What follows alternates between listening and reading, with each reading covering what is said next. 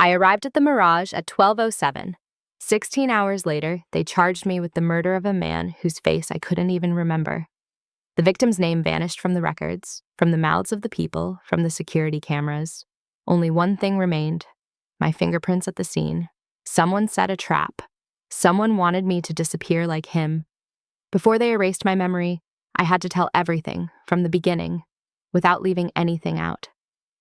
I entered the Mirage because I was dehydrated. I slept in the desert for 2 nights, my throat raw, my lips chapped, my horse tired. I was only planning on stopping for a day. The town looked normal, except for one thing. There were no shadows. They'd stretched white tarps overhead and placed frosted glass on either side of the street. Light bounced down in all directions. I don't like the feeling of not knowing where I am, but I've been in stranger places, so I keep going. I tie my horse in front of the tavern, go in, order a drink. I finish the first drink. I stop for the second. The water has a faint metallic smell. Not a well, not a mineral smell, a smell of processing. Before I can drink more, the militia and the mayor enter. No greeting, no beating around the bush. Are you Salem Reyes? Yes. Someone died last night. Witnesses saw you near the scene. I sit still. No strong reaction. People who have been to jail and court know. Whoever gets angry first loses. I ask the victim's name. They look at each other. No answer. I repeat the question. They change the subject. I ask to see the scene. They lead me to the house at the end of Wind Street. The door is loosely locked, like they're trying to make a mark for the sake of procedure. The inside is too clean. No blood, no struggle, no footprints. Just a fallen glass and a photo cut in half a man's face. The other half is empty. I check the window. The edge is covered with opaque paper tape like the kind used in reflective structures. I check the stove. The wood ashes have been cold for at least 10 hours. I check the plumbing. New valves, new technology, not the poor town type. A resident whispers, "The lighting center takes care of everything. Water, lights, bulbs, schedules, everything." I know I've hit the right note. When I return to the shop, the mayor stops me. "In Mirage, if you commit a crime, you will soon be forgotten." I answer with one sentence. "If you want me to be forgotten, someone must first remember what I did." She doesn't answer. I go back to the stable, open the saddle to check the rope. I find a folded piece of paper hidden under the leather. The handwriting is slanted. Just one line.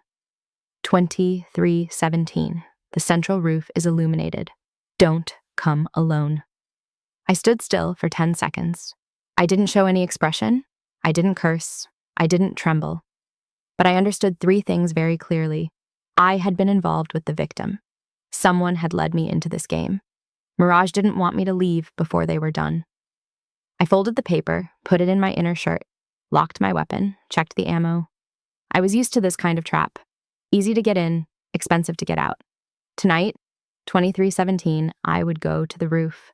If it was a trap, I would shoot my way through. If it was a key, I would open it. Either way, I wouldn't die quietly. I returned to the house at the end of Windy Street in the afternoon. No police, no seal. I reviewed everything, this time going straight to the point. Glass tipped to the left, photograph cut in half. Fine glass beads clinging to the edge of the floor. No blood, no struggle. I turned on the tap, took some in a small bottle. The metallic taste appeared on the tip of my tongue. I knew that feeling. Treated water, not from the well. I wrote it down. Water was the first clue. Leaving the house, I went to the bar. I asked the owner, "The lighting center also manages the water supply?" He nodded. Nothing more. I didn't press. The people who know the most are the most afraid. I returned to the lamppost at the end of the street. The show schedule was still there. I looked closely at the penciled writing, 2317. It matched the paper I found. It matched the time of the murder. Matching the camera is blind. Someone has actively turned off the shadow, erased the direction, blurred the witness. I pinned the time in my head. Tonight, at that time, I had to stand on the roof. In the evening, I stopped by the shop to get another bottle of water. Same metallic taste. So the agent repeats every day, not once. I concluded 3 clear points. 1, the killer is not hiding in darkness, but in light. 2, water helps erase memories slowly, without raising suspicion. 3, I was drawn into the trap time frame. I returned to the stable, checked my weapons, and finalized a simple plan. Go to the roof, get the data, escape before they can erase more evidence. As I put away the book, someone appeared at the stable door, not the militia, not the town chief, a female voice, deep and calm. If you go to the roof tonight, there will be no going back. I did not retreat. I asked directly, "What is his name?" She didn't answer, just one sentence. "The name is being erased, and if you ask any more, the next name will be yours." She left. I stood for a few seconds, considering the possibility of being tracked. Then I put out the light, mounted my horse, and moved to the old warehouse to change positions and wait for the right time. I looked at my watch. One night left to get a real name, or disappear like him. I reached the center roof at 23:07. The wind was strong, the light from the canvas reflected like a white wall. No shadows, no cover. There was a control cabinet in the middle of the roof. I walked over and opened the panel. The indicator light changed. In the log, I saw the fingerprint, the exact time of the murder. The 3-letter symbol, not mine. Behind me, I heard the sound of boots. Someone had been there before I arrived. A man's voice, deep and calm. "You're digging too deep, Salem." I didn't turn right away. I asked, "What's his name?" He took a few steps closer. I heard the wind swirl around his jacket. "Names don't matter.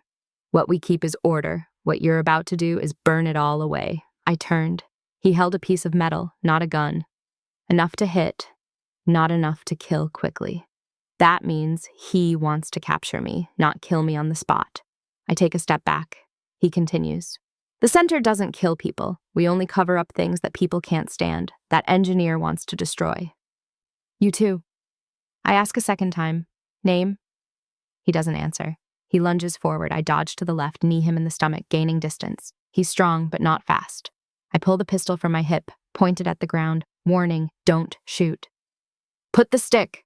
"No, you have to leave this town, tonight." I turn the control panel behind me with my elbow.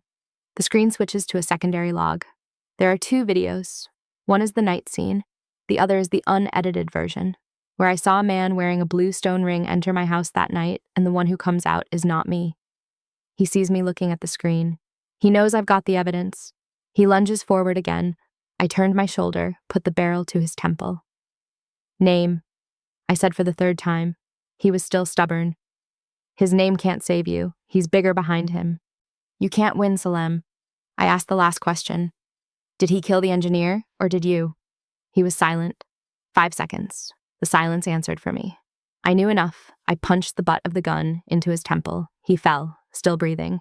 I didn't kill him. I just needed time. I pulled out the USB, plugged it into the port, downloaded all the logs and videos. The percentage screen slowed down. Down in the yard, the patrol lights came on. I had very little time left. Just then, the skylight opened. The town chief came out with 2 guards. She said right away, without needing to lead anywhere, "Salem, give me the USB. You don't know what you're dealing with." I pulled out the USB, put it in my shirt. He held the gun at my waist. "What's his name?" I asked one last time. She answered slowly, without flinching, "My husband." The air stopped for a beat. Everything clicked.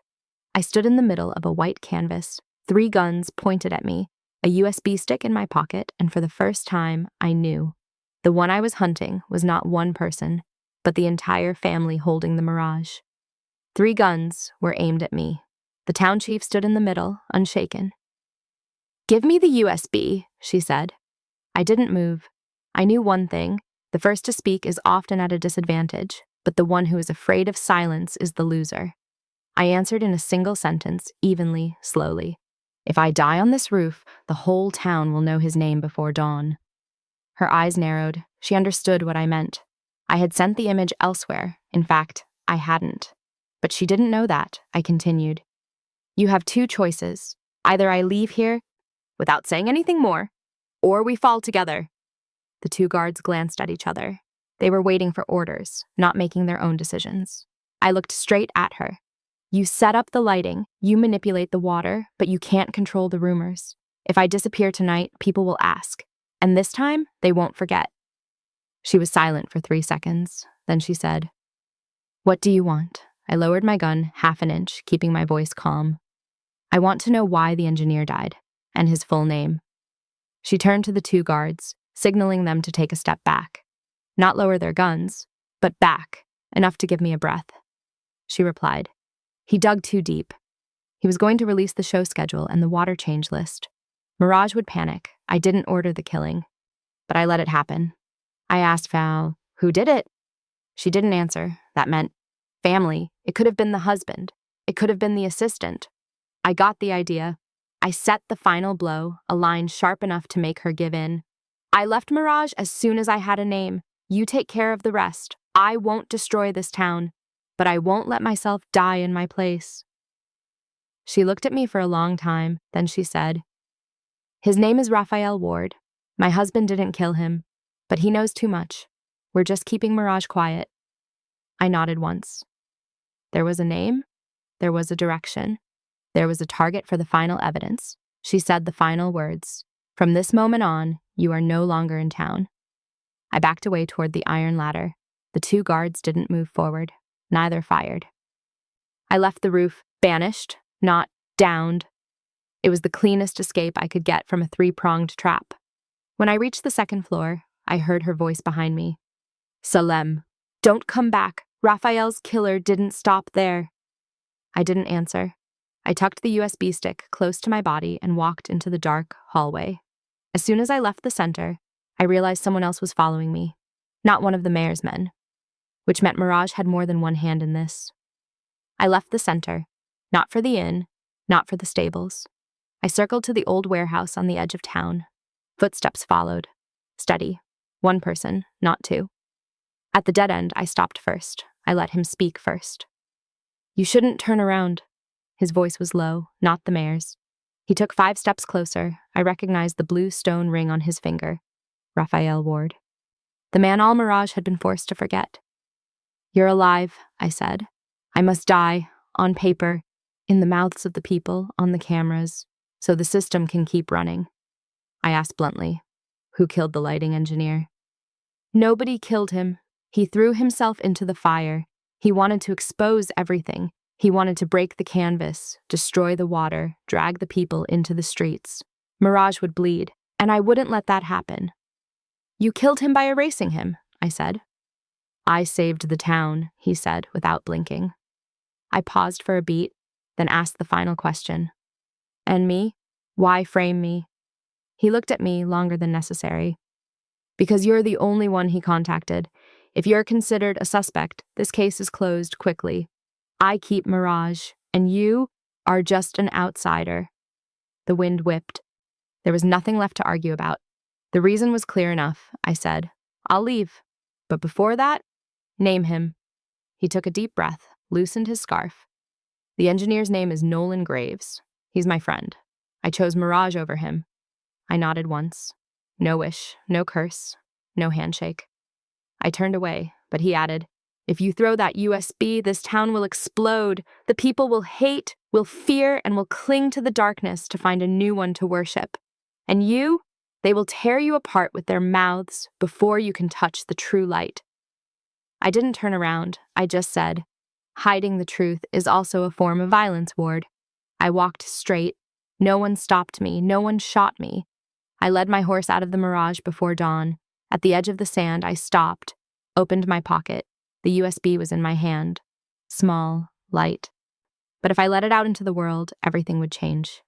I looked at the USB for a long time, then I put it in my inside pocket, buttoned it up. Don't erase it. Don't throw it away. Keep it. Keep it until the right time. Behind me, the Mirage was still lit.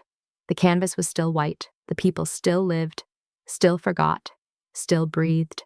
The truth still exists, but it's out of their reach. I leap onto my horse. The white sand stretches out before me. I don't know where I'm going. I don't know when I'll be back. Maybe never, maybe soon. At the edge of the desert, I look back.